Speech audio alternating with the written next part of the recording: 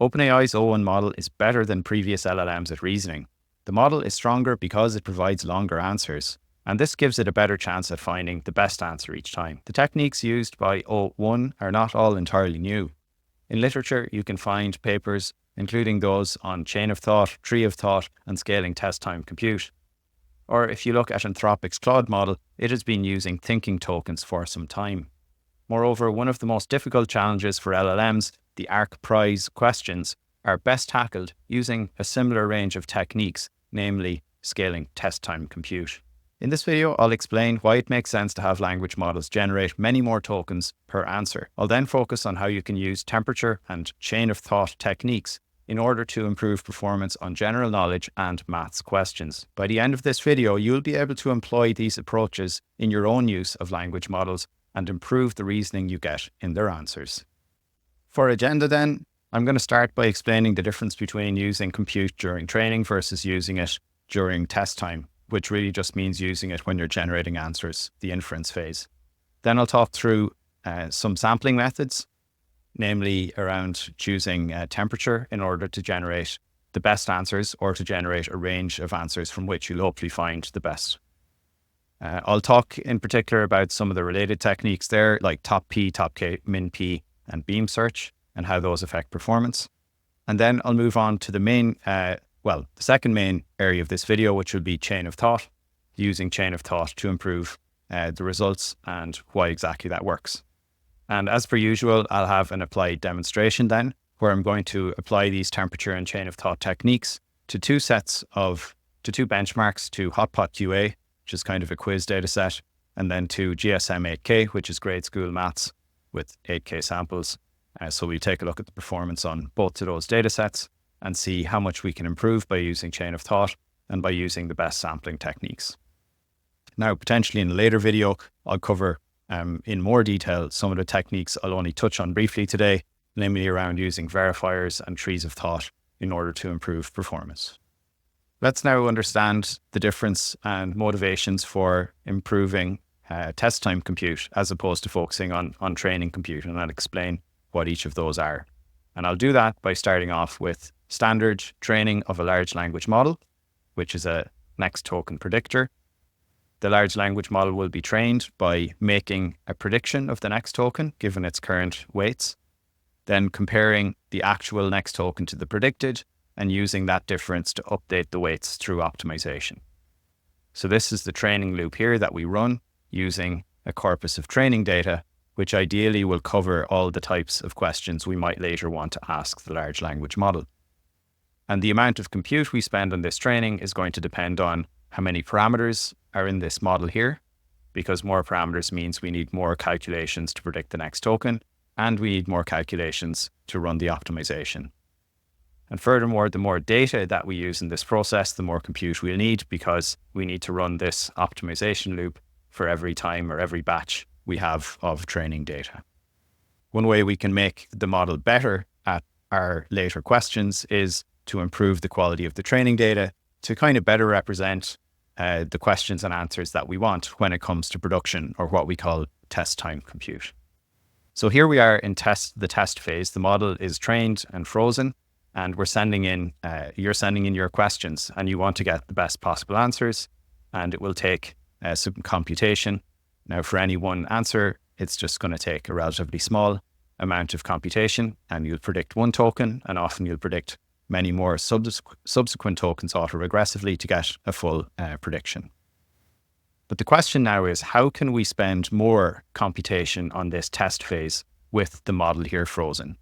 Are there ways that we're able to improve performance by spending more compute on this phase, as opposed to just spending more compute by adding more training data to hopefully better fit the questions we're going to ask later? And there are a few naive ways we can improve, or not necessarily improve, but add compute here. One way is to just do parallel generation. So by adding a little bit of noise in each of these answers, we can get the model to predict maybe its second most likely answer, its third most likely answer. So we can get the model to produce a range of answers and potentially pick out from there what we think the best answer is. So here's the parallel way we could spend more on compute. And then there's a series way we can spend more on compute by not just predicting an answer, but then maybe getting the model to critique that answer and then potentially update the answer. So we have parallel and series. By making answers either more parallel or just making them longer, we can spend more on compute and hopefully also increase the chances that we get a correct answer.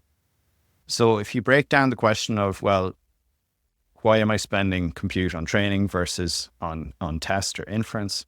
Well, you're spending it on training because you want to add more data to get the model more familiar with more patterns. Because the more patterns the model is familiar with during training, the better the chance that those patterns are going to capture the question that you ask when it comes to test time. But the other way, which is now being more talked about, especially with O1 coming out, is instead of spending more on the training, can we spend more on the test time? And here, really what we're doing is we're spending more effort exploring. So we're exploring the range of possible answers, and we're either doing that in parallel or we're doing it in series. And the idea is to get multiple answers, as I said, via temperature, and then to have some mode of critique or verification so that when we have multiple answers, we can actually pick out the one that's most likely to be correct. So yeah, test time compute is about spending more effort exploring, whereas training compute is about getting the model more familiar with the patterns you're likely to see in production. And there's this question then, well, fundamentally, why should we bother with spending more on test time compute? Why should we bother exploring? Why don't we just spend more effort back on training and on having a better data set in the first place, or maybe having a model with more parameters? And there are a few answers I'll give here. I'm sure there are some more, or maybe some people look at this differently. The first answer is, well, it's pretty hard to predict exactly what questions will be asked at inference or at test time. Now, sure, for many questions, we're just going to cover them, and already language models are doing great. But if we're talking about tricky questions, we're almost by definition talking about ones that are probably not in the training data of the model. And these are just hard to predict. And so the alternative here is, if we don't allow for any exploration, we would have to somehow prepare a data set that covers all of the eventualities when we do the training. And fundamentally, that is going to be very expensive, perhaps infinitely expensive if you have to cover every potential question or answer or thought we're going to have in the universe. So by allowing for exploration, we provide this kind of alternative, more robust, more local way of getting and searching for the best answers. Okay, another thought. Why bother exploring? Well, exploring better uses the knowledge that the model already has. So we'll come to temperature sampling, but if you sample from the model in such a way that you always pick the most likely next token, you're going to get what the model thinks is the most likely answer. But the model also has information on what the second most likely answer is, and the third most likely answer, and so on. And there's valuable information in there too. And sometimes things cross between what might be statistically the best or second best answer. So basically, there's a lot of knowledge that's in the model that's not just provided if you sample it once. And if we instead sample multiple times, either in parallel or in series, that's allowing us to get more out of the model. So we're kind of getting more bang for the buck by doing multiple sampling, either parallel or series. And the third reason I'd give here is, well, why bother exploring or spending more on test time compute is, it's actually fairly efficient because we tend to know to some degree when we hit a good answer. It's maybe easiest to think of this backwards, but if we're exploring and generating, say, 100 answers, and we've no idea when we've generated 100 which one of those is going to be better, then exploring is not very useful. You just have lots of answers without really knowing which one is better. But in practice, we often do have heuristics for which ones are better. Sometimes that might be because it's a maths problem where there's a formal way to prove that it's true. But even if it's not a completely formal problem, it's often easier to recognize good answers than to generate good answers. For example, somebody writes a nice story, you might say, yeah, I like that story versus that one, that second one. But could I myself write that quality story? Maybe not. So there's this kind of directional property of generation and of problems in general, whereby often problems are easier to recognize a solution for than to actually solve from scratch. So this property means that exploring often is worthwhile because we've an inkling of what the better answers are if we generate a series of those answers. And that gets to the question of, well, how do you build verifiers and what's the best way to pick out the best answers? And we'll cover a little bit of that in this video and maybe more in a future video. I'll just mention for now actually how you can do this critique or verification at a really high level.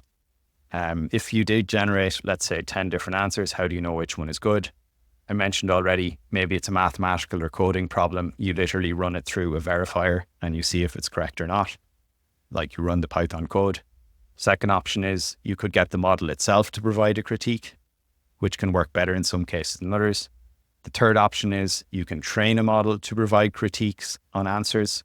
You can train them to either provide critiques on final answers, or you can even train them on the process to generate a final answer, which is called a process-based verifier. And then, the last one you can use is you can, of course, get a human to provide a critique. And I'll note here that if you are in ChatGPT and you're having a conversation, maybe it's about, I don't know, some kind of finance theory.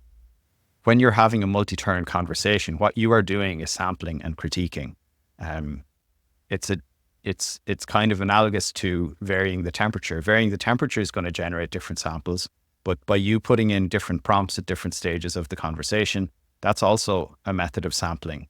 Now, it's probably a lot better as a method of sampling than using temperature because the questions you ask are directing the model towards very specific parts of its knowledge. So there are good ways to sample and bad ways to sample.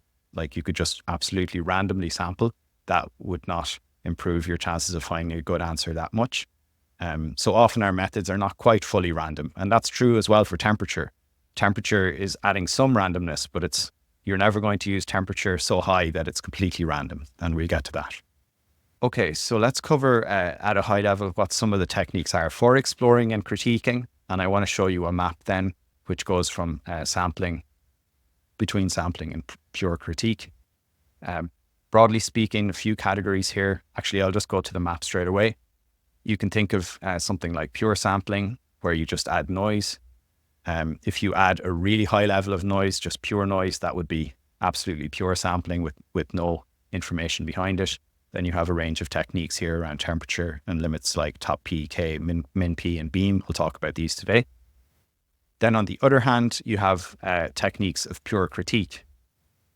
And not all problems have a very straightforward method of critique, but if you are generating code for a certain purpose, then running that code might be a pretty pure form of critique. Using a neural network or another language model, it could even be the same language model as a verifier, that's a form of critique. Doing a majority vote, so generating, say, 100 samples and counting whichever answer is the most popular, that is a form of critique. And then you have kind of methods that are in between sampling and critique, or that combine sampling and critique. For example, Monte Carlo search, I have a video on that. It's a method that tells you how to sample based on a certain method of critique. And you can employ different methods of critique along with Monte Carlo, but it tells you how to sample based on the results you get from that critique and how to trade off exploring versus exploiting. Multi-turn human chat. So if you're just in ChatGPT, I would argue that's a combination of sampling and critique. You're sampling because you're putting in questions. That causes you to sample parts of the model. And then often if the model doesn't get it right, you might ask it to retry with some tweaks. And that's a form of critique. And actually, this is kind of how I think about chain of thought, which we will cover today. Chain of thought for me is like asking a language model to have a conversation with itself. In fact, that's really what it is. And so I see it as a combination of sampling and critique. And it's doing that in a way that is based on its data set, because the data set has got examples of human types, chats and thinking. But by employing chain of thought, what we're really doing is we're adding extra sampling and extra critique into our longer answer, and this results in better answers. Don't worry if you don't follow everything just yet, because I'll repeat things a few times as I go through the real notebook examples. So for today, what I want to focus on is a more detailed discussion of choosing temperature and also top P, top K, min P, and beam search, explaining the effects of these, how they affect answer quality. And I also want to talk about chain of thought and then apply that and show you how much it can improve the results in both maths and also general knowledge questions. Now, on a later video, potentially I'll cover tree search, majority vote and using verifiers to pick the best amongst sampled answers. But I'll just note that I already have a video on Monte Carlo that you might want to check out, which combines sampling and critique.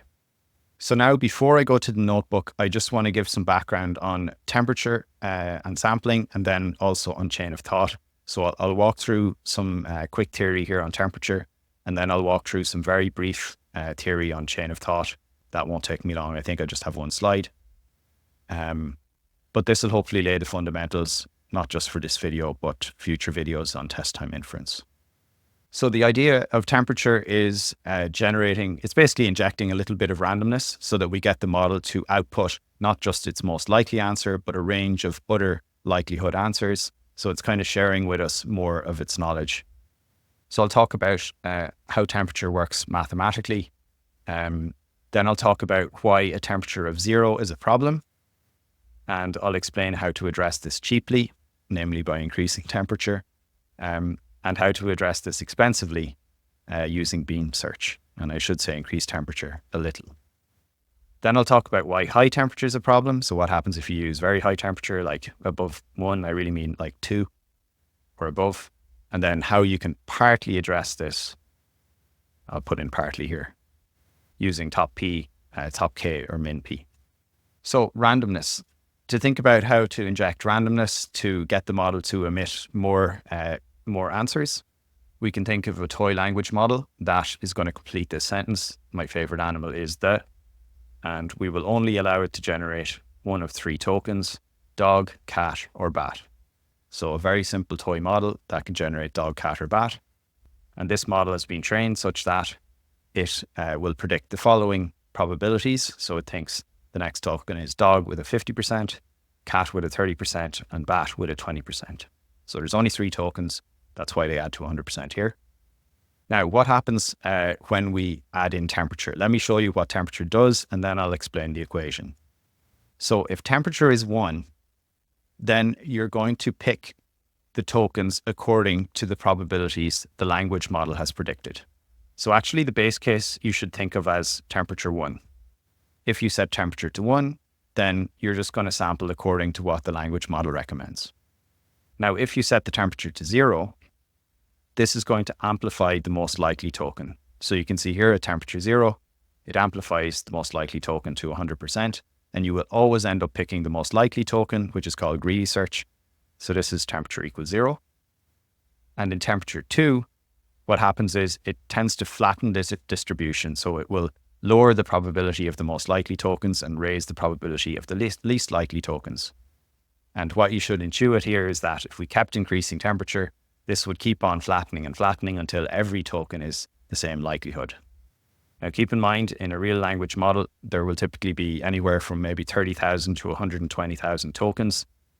So if you flatten that distribution, yeah, you could have equal chance of picking any token, which of course contains no knowledge, because you're just randomly picking a token there and not using any of the model's suggestion on which is the more likely token to be next.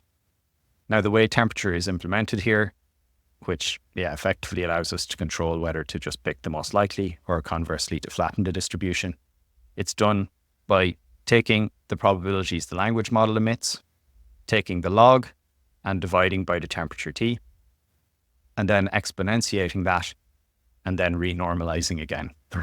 But I don't think you need to go through this in detail in your head even, other than to see that if temperature is 1, this is going to result in the same as the original distribution, because you will just have exponential of a log, so it'll just be the probabilities all normalized. But if temperature is not equal to 1, that's where it shifts the shape of the distribution, either to be more spiky in temperature 0 and just give you the most likely token, or to be more flat if you start increasing temperature above 1. So we get to 2 problems now in each of these extreme cases. We get to the problem of why not use temperature equals 0, and then why not use a really large temperature. So yeah, I thought this kind of for a reasonably long time, which was, well, why won't I just put temperature equals 0? I mean, let's just take the most likely token. Seems like that's what the language model thinks is best. So why would I possibly want to put the temperature at any value other than 0? And there may be other explanations, but the way I see it now is that just because you've the next token as most likely doesn't mean you've got the next few tokens as the most likely sequence. And so I've made up a little example here, which I don't think would statistically be correct, but it'll give you the gist. Let's say we've an example where John has 2 things for takeaway lunch, and we want to complete this here. And let's say the 2 possible completions, we can have 3 tokens that say pizza and soup, or we can have soup and sandwich. And the problem here with temperature 0, potentially, is that if temperature is 0, the next token predicted here might just be pizza, because pizza might be the most likely token. However, if you continue out and print the next tokens, well, it's more likely that the correct answer, considering the next 3 tokens, is actually soup and sandwich, because pizza just doesn't have as common, it's not as common for it to have something else going along with it. So the specific problem with temperature equals 0 is that it can lead you to cases where the model will pick the most likely next token, but that throws it off in a way that the further tokens are going to be less likely overall, the full sequence considered. And so this is one explanation for why you don't often set the temperature equal to 0. Although, to be fair, and we'll see in later examples, it's usually not a terrible choice if you do go with t equals 0. So one of the solutions to t equals 0 is, of course, to make t greater than 0. If you start making it a lot larger, you'll introduce a lot of randomness, which we'll talk a bit about more. But by setting it to some low value, maybe 0.1 or 0.25, you add a little bit of randomness. And why is this good? Well, it makes the model pick the top token slightly less often, and this noise essentially will drive the model more towards sequences that are likely. So it's a case where you're basically kind of regularizing, and you're by avoiding absolutely following the top token every time, you're probably more likely to be optimizing for longer sequences that are likely. And this is relatively cheap. You versus just picking the top token, you have to do a few calculations to get the adjusted probabilities, but they're fairly cheap calculations, and so this is not a bad approach here. Now, potentially a more rigorous approach is called beam search. In beam search, you actually take maybe the 3 or the 5 or the 10 most likely tokens, and you generate the next tokens for each one of those. Then again, keep the 3 most likely pairs of tokens, then generate the next for those, then keep the 3 most likely triplets, and so on and so on. And this mathematically will give you the most likely sequences, not just the most likely next token. But this is expensive because it means you need to generate in parallel. So you're not just generating one sequence, but you're generating a beam of sequences. So this costs more money, and it's not widely supported on the APIs of private models. It is supported on vllm or SGLang or TGI. Any kind of open source will often support it. But because it's more expensive, it seems not to be supported in private APIs. Although I kind of wonder whether it would be smart for private companies to support it, because it's just using up more tokens, which is more revenue. But I guess on the other hand, if people feel like just setting the temperature to 0.1 or 0.25 gets most of the benefit of beam search, then there's maybe not so much of an argument to adding it. But anyway, this is a theoretical way to get the most likely sequence, not just the most likely next token. So now we move to the converse issue, which is why is really high temperature a problem? And I've already explained that very high temperature just means you have a flat token distribution. Every token is the equal likelihood. So you're basically not using the model's patterns. The models learn patterns at all if you're saying a temperature is really high. But there's another problem here, which is that even if your temperature is quite low, like 0.1 or 0.25, there's always a chance you accidentally hit an outlier token. Like maybe the token for zebra is 0.01% chance, and maybe you rarely hit that token accidentally, but sometimes you hit it sampling even at 0.1. That could completely throw off your response. Or for example, if you have the continuation for lunch, John will have and the word computer comes up, then that's going to throw off all the rest of your generation here. And so the workaround here for higher temperatures or non-zero temperatures is, the workaround is this class of techniques called top K, top P, or min. And I'll quickly walk through these. So in top K, you basically say, okay, I'm only going to pick from the top K tokens. So out of the vocab of 120,000, I'm only going to pick, say, the top 20. And this will rule out getting absolutely crazy tokens. Alternatively, top P, will only pick tokens that together sum to a certain probability P. So say the top most likely 3 are 50, 30, and 10, which sums to 90. Then you're only going to consider those top 3. Min-P is the third method where you only choose tokens with a minimum probability of P, so you'll only choose those above 10%. Now of these, possibly the most robust is Min-P, just because in some cases you might have 10 possible tokens that are all similar probability, whereas in other cases you might only have 2 candidates. And if there's only 2 strong candidates and the rest are all low probabilities, actually top K is kind of bad because it's going to include 18 tokens that are really low probability and would lead to just crazy answers. Likewise, it's hard to guarantee that the most relevant tokens will add to a certain percentage number for sure. For example, you could have the first 4 add to 89 and the 5th token is like 1% and it brings you across the 90 mark. But that 5th token you probably don't want to hit because it's going to throw your answer off a lot. So that's why top K and top P may not be entirely robust, whereas min P is a bit more robust because at least it's got a certain probability and you could maybe increase that if you wanted. Say, I'm not going to consider any tokens if they're not at least 20% likely. And there's one more I'll mention here, which is a little bit like beam search. You'll run multiple samples in parallel and pick the best one by multiplying the probabilities of all the tokens in that sequence. And best of, it's called a best of n approach. You could run this with any other, combine it with anything like min P, top K, any temperature. It just means you run samples in parallel and pick the most likely ones. Now, to be clear, in beam search, beam search generally means you always pick the most likely combinations at every single step. So there's actually no randomness in beam search. You're just picking the most likely combinations. Best of, on the other hand, as I just said, it can be applied to any of the above techniques. So what I'll do later in the notebook is I'll show you a variety, I think maybe 8 different combinations here, and we'll see how that affects the performance on Q&A for maths and for general knowledge. So just a quick summary on sampling via temperature. High temperatures will give terrible answers, particularly as you go above 1.5. Response lengths matters, by the way. So if you've got longer responses, you're more likely to hit, let's say, a bad token or a token that throws you off. So yeah, if you have more volatility and you have a longer sequence, you're more likely to hit that volatility over a longer sequence. So yeah, higher temperatures for longer sequences are going to cause more issues. And conversely, for shorter sequences, they will cause less issues. Using a small temperature cheaply gets some of the benefits of doing a beam search. It won't guarantee the most likely sequences, but it avoids you focusing too much on the most likely next token. And then just a comment that high temperatures can still be useful for doing exploration. So sometimes you'll see strategies of using temperatures of 1.6, 1.7, which is very high, but only because there are many solutions being generated, and then you're going to pick the best ones out of those. So we're finished with the description of sampling. I have one slide on chain of thought, and then we're going to move to apply the techniques to those 2 data sets of hotpotqa and GSM8K. So chain of thought, the idea is quite straightforward. As I said before, I see it kind of like an automated version of me chatting with ChatGPT.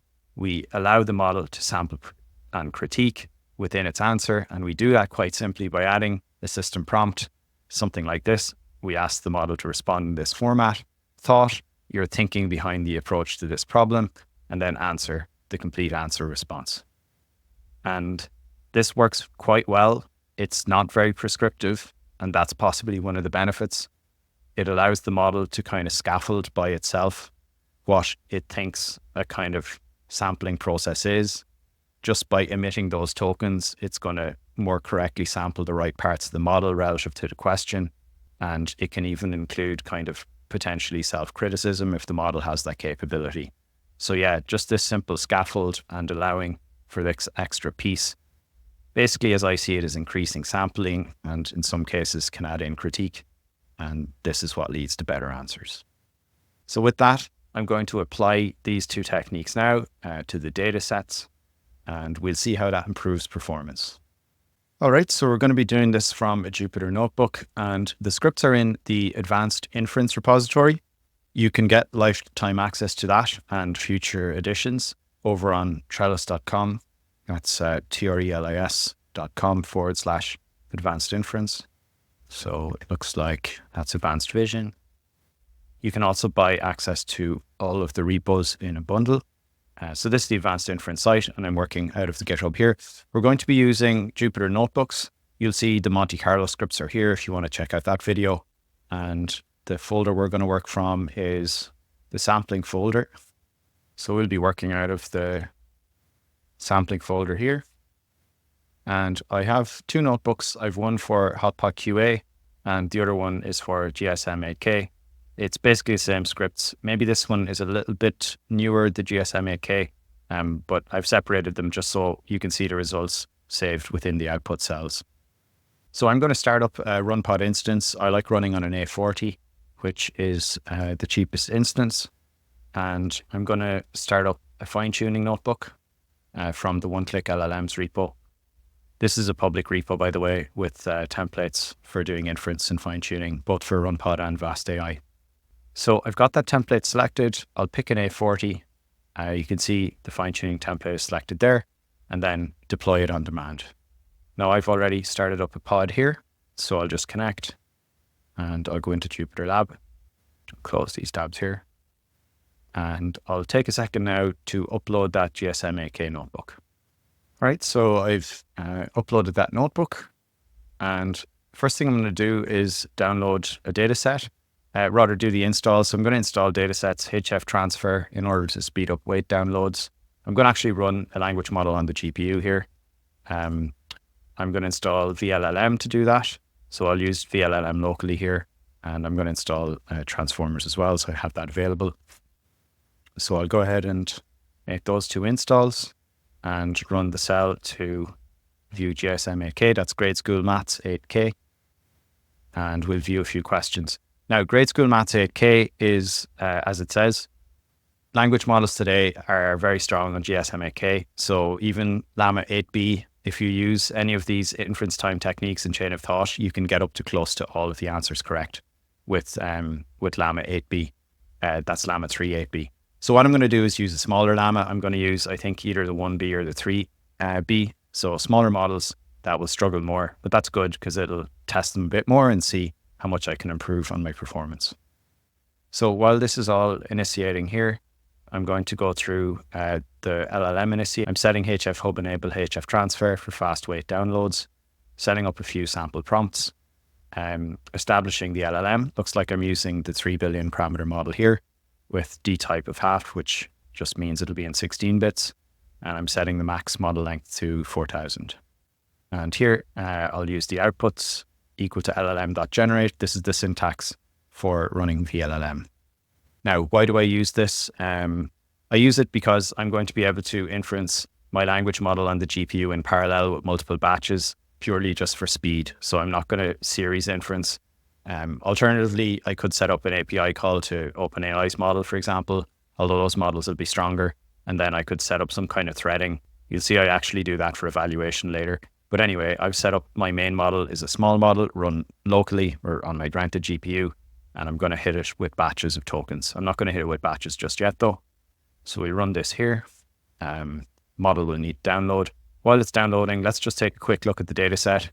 So you can see these kinds of questions like Natalia selling clips to 48 of her friends, half as many in May. How many clips did she sell altogether? And you can see here, the data set actually gives an answer, not just the answer, but a description of how to get to the answer. And then it gives these 4 hashes here followed by the answer.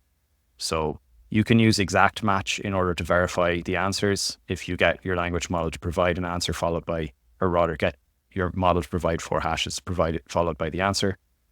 We're actually going to use a language model to grade these, which is a little bit more robust. But you can see the formatting here and the rough types of these questions. So the model is downloaded and we've processed the prompts. I've just put in test completions here. Hello, my name is. Notice that I'm calling LLM generate, which is just a sentence completion call. It's not llm.chat, which we'll use later for actually chat formatting. So here I've got President of the United States is, and then the head of state and the head of government. So this is generating correctly as we expect. Now I have some code without batching. Yeah, let's look through that. It might be simpler first. So what I'll do is I'll cycle through each row in the data set. I'm going to collect the answer from the data set, so I have that later for checking if it's correct. Then I'll feed in the messages. My system prompt is to answer briefly with just a few words. And we will then put in the question, and we will get the output from llm.chat to generate the answer that we need. And I'm not doing it yet, but the idea will then be to compare the answer with the gold answer or the actual answer to see which ones are correct. And previously I did this via exact match. The problem with exact match is if you have things like extra spaces, although you can take those out by cleaning it a bit, you can often get the model responding correctly, but it's marked incorrect. So I actually don't advocate using exact match, and instead I advocate using a language model for grading. So we'll take a look at that down here.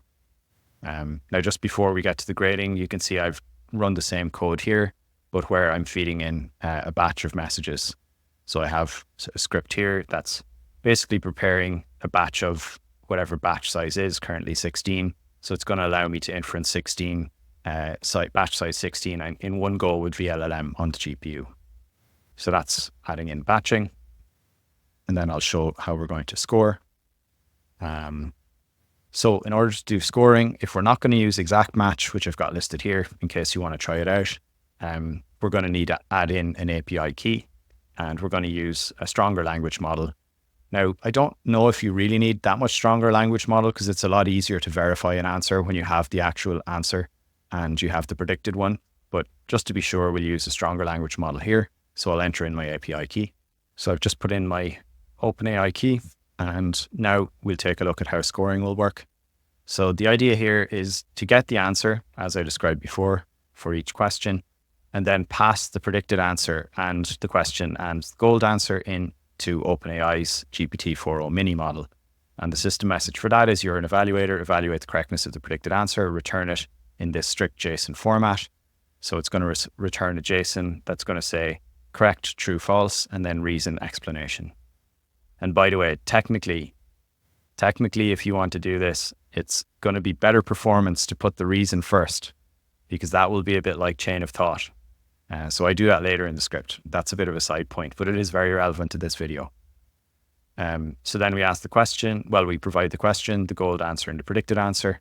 And furthermore, we can enforce regex or regex. So we can enforce with regular expressions the format of the result that is to be provided. And you can see I've set up that scoring result object up here, so that the language model is constrained in the format that it's been producing. Now notice that this actually has to match whatever you're putting. So if I say that I want to swap these here, which I'll just do, then I need to make sure that my regular expression is going to match it as well. So with that, we're ready to run all of the questions. That was just a small sampling of the questions. And actually, let's run it for a very small set of questions. Let's see how many I've chosen. So I've restricted my data set to 100, but let's just do it for 8 so that we can save even more time. And let's run that brief example so you can see what it looks like. And I'm not batching here, so I'm just doing one prompt at a time. Notice how it's fairly fast at doing inference, about 61 tokens per second. And here you can see we're on GSMK. You can see the predicted answer here, 72, versus, I believe that's also the correct answer.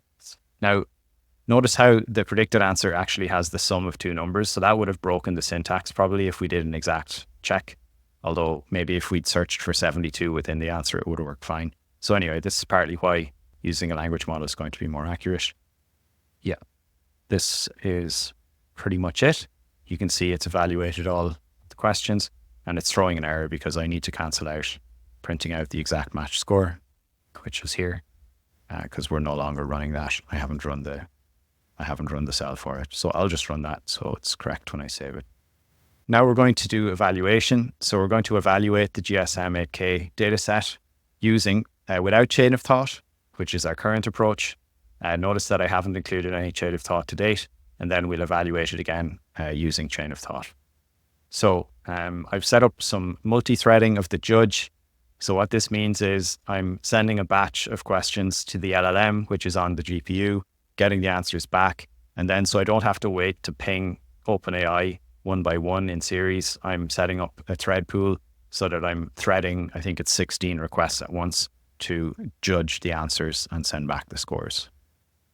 So here you can see we're cycling through the questions. We're putting them in batches for the local LLM. And then we're going to call judge prediction.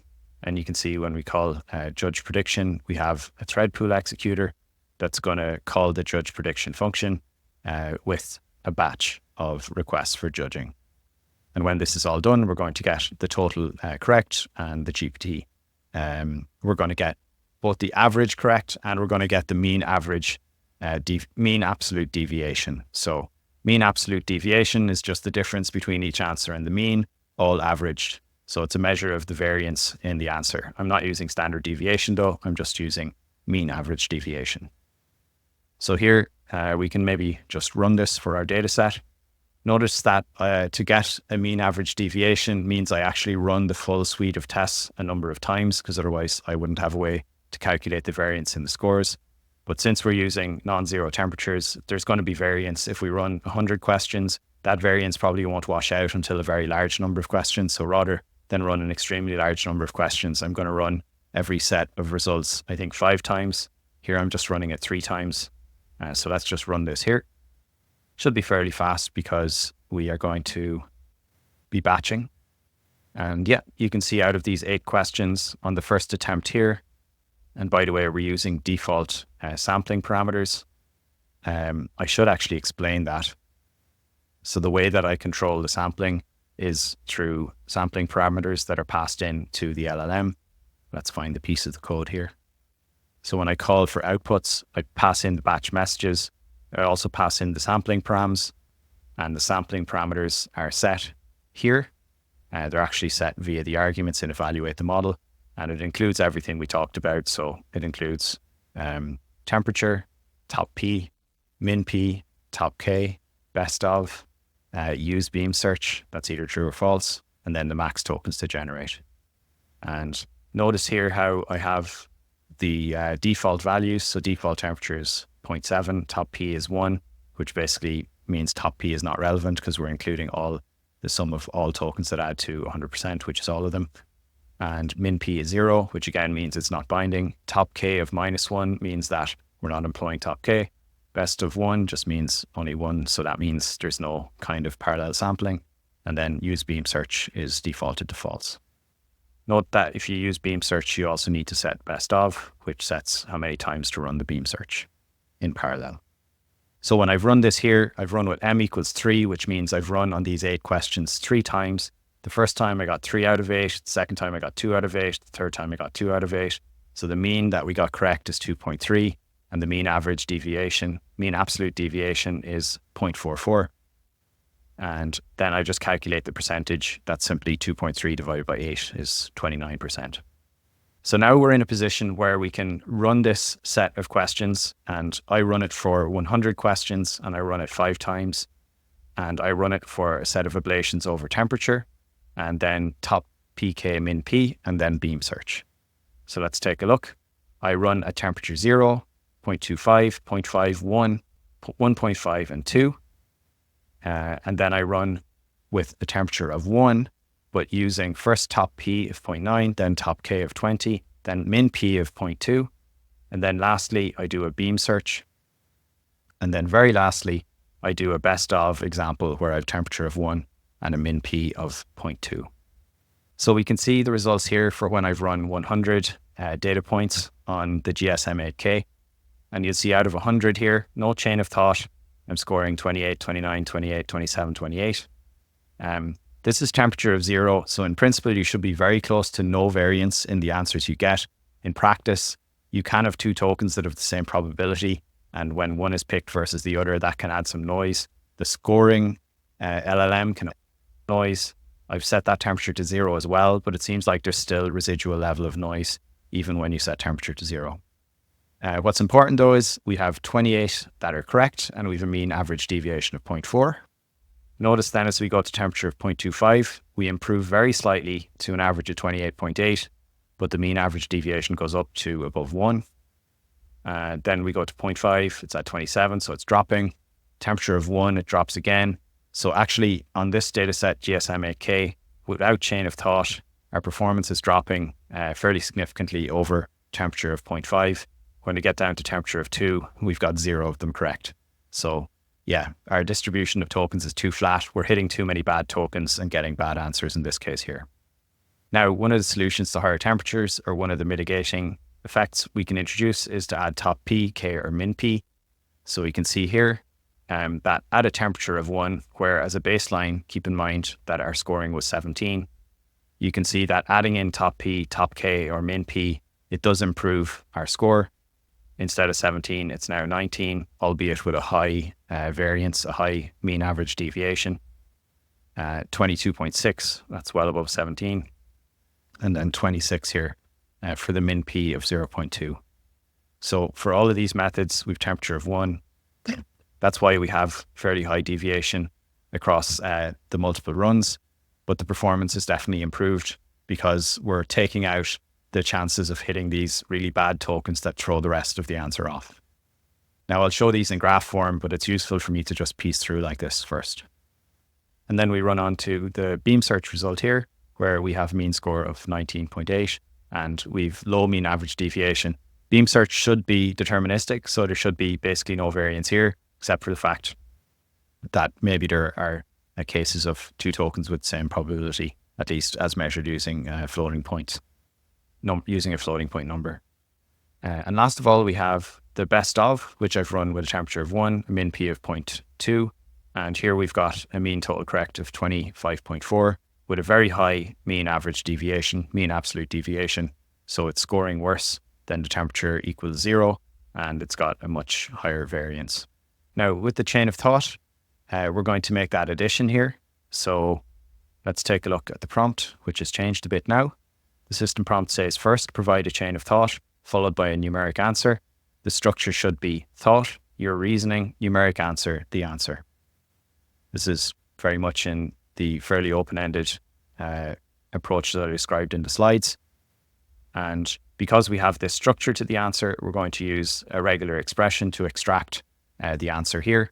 We're just going to extract whatever comes after numeric answer. And you can see that is happening here. We just split the response based on numeric answer, and that allows us to strip out the portion that we need. Everything else is the same. We'll have multiple threads for the judge, and we'll run this 5 times, same default parameters. So we're going to run the exact same ablations for this test here. So let's look at the results. And already you can see just by adding this chain of thought, we've got significantly better results. Let me see if I can actually give an example of running the chain of thought. What I can do is I can allow a printing of all the thoughts. What I do is I'll come back once my other tests have been run. I'll change the dataset size back to something small.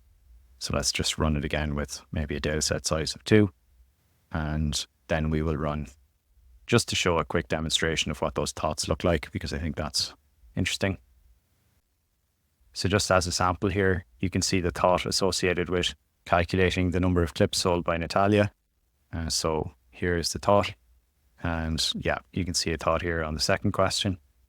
And then you can see, because we're running this, I think 5 different times, you see there's another thought here for the first question, then another thought for the second. But yeah, just because we have this small portion of reasoning, that's improving the performance then of the short answer that we give. The emphasis here is really just on the improvement, and I'll show this in graphs, but we're gone from scoring about 28% up to about 56% just by adding in the chain of thought. Again, you can see performance improves a little bit maybe as you go up a bit in temperature, although the mean absolute deviation goes up, and then the performance drops off fairly rapidly. Now, these are quite long answers because of the chain of thought, and remember that the higher the temperature and the higher the response, they're really that is a combination that's going to give worse results, because the temperature has got more tokens over which to cause these outlier tokens. So broadly increasing temperature here disimproves performance once we go above even 0.25. Adding in the top P and the top K, it definitely improves. The top P helps improve by more than the top K. But we're still seeing some degradation here in the top K response, and the min P is not too bad either. These are all run at temperatures of 1. And then for the beam search, we're getting a total of 57 correct, versus in the temperature case, we're getting a mean of 56.6. So the beam search, very marginally better because it's delivering slightly higher mean with no variance. And then the best of is degrading the results slightly. That's a best of with a temperature of 1 and a min p of 0.2. And you can see that the best of result here, it does improve on just running with a temperature of 1 and min p of 0.2, which makes sense because we've got more shots. We've got the best of 5 different ones there. Now, if you're interested, I'll leave you with this extra piece of code here. I was curious why temperature of 0 was giving me different results, and I ran some checks on this you can print out for yourself. But I think I've satisfied myself. There is some variance just because of the token probabilities being the same in some very rare cases, although I'm still a bit surprised by that. Now, just to overview those results, and I'll show you them not just on GSM-8K, but also on the hotpotqa questions. So here we have the recap on the maths questions. You can see without chain of thought, we're scoring a max of around 30, whereas with chain of thought, we're boosted up to about a score of 60. So very significant boost just through using the chain of thought technique. You can see with temperature, there's a little bit of improvement as you increase the temperature slightly, although whether it's really a worthwhile improvement is questionable because you're going to find higher deviation between your samples. So just because on average it's better, you will sometimes get a worse response. So I don't know if that's a net benefit. That may still be an argument for using temperature 0. Then if you increase the temperature further, you start to get way worse performance, including down below 10% of the answers correct, a temperature of 1.5 or as far as 2. Now, if you have temperature at 1, you do stabilize performance or improve it by adding in top P, even top K improves a bit, and min P improves as well. Beam search generally performs well, but it's more expensive. And then doing a best of 5 approach here at a temperature of 1 with min P doesn't lead to all that much of an improvement. So you can see the message is clear on maths questions. You get very big improvements just by adding chain of thought. Meanwhile, if we look at hotpotqa, you can see our top performance is around 24% maybe here. And when we add chain of thought, we're able to bring that up towards 30. Now, there are similar trends as we increase temperature. Sorry, move the graph there. As temperature goes up, you see that the scoring goes down generally. I don't even see improvement here, potentially a little bit of improvement at 0.5, but even though there's marginal improvement, you've got a higher variance, a higher average absolute deviation. So that's not going to be desirable, having variation in the quality of answers you give. Likewise, if you have a temperature of 1, we see that adding top P or top K improves performance by a little bit. Beam search is pretty solid, but it's going to be more expensive. And then the best of 5 approach here, where we have temperature of 1, that's improving on the temperature of 1 case, which makes sense because we're sampling more, but it's also more expensive, so not really a runner overall. So to pull everything together here, be careful on using too high of a temperature. This is going to depend on the exact question set you're answering. If you have longer answers, be particularly careful with using higher temperatures. For these data sets, for hotpotqa and also for GSM-8K, you can see that the lower temperatures just seem to do better, or potentially consider using beam search if you have the ability, which you won't on a lot of the private APIs. And then if you are using a simple chain of thought, I recommend sticking with that. I recommend adding it in if you're not using one now. Even a very simple prompt, like adding in that one line that I did, can lead to significant improvement. Now, some of that improvement might be overstated because we're forcing the model to give short answers, which is even shorter than the model naturally would if we just write out ask the question.